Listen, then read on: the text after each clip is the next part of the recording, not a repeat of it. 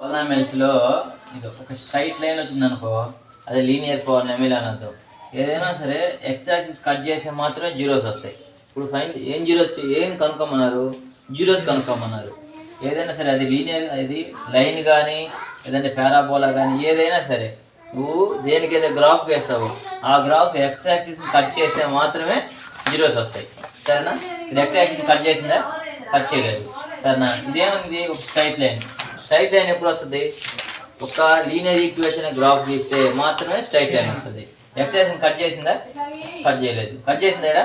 Cut చేయలేదు కాబట్టి no zeros. Cut చేసిందా? కట్ చేయలేదు, నో జీరోస్. నెక్స్ట్ ఇక్కడ ఎక్స్ యాక్సిస్ని కట్ చేసిందా? ఎన్ని దగ్గర కట్ చేసింది?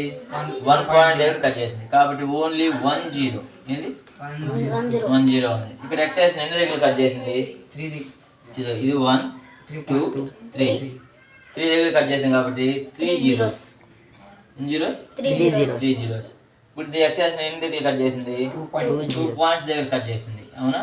ఎన్ని జీరోస్? 2 zeros. ఇది ఇట్లని పారాబోలా అంటారు. పరాబోలా. ఈ పారాబోలా ఎప్పుడు వస్తుంది అంటే క్వాడ్రాటిక్ ఈక్వేషన్ గ్రాఫ్ గీస్తే, ఏంది?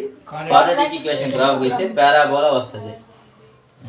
నెక్స్ట్ దీన్ని దగ్గర కట్ చేసింది? 4 పాయింట్స్ దగ్గర కట్ చేసింది. అవునా? ఎన్ని దగ్గర? 4 పాయింట్స్. ఇన్ని 4 zeros ఉన్నాయి. దీనికి ఇన్ని 4 zeros. ఇది ఇక్కడ కట్ చేయడం కాదు, టచ్ చేస్తే వెళ్ళింది.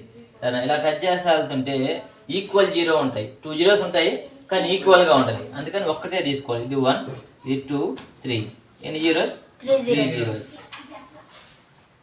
ఇది పాలినామియల్స్ ఫస్ట్ ఎక్సర్సైజ్.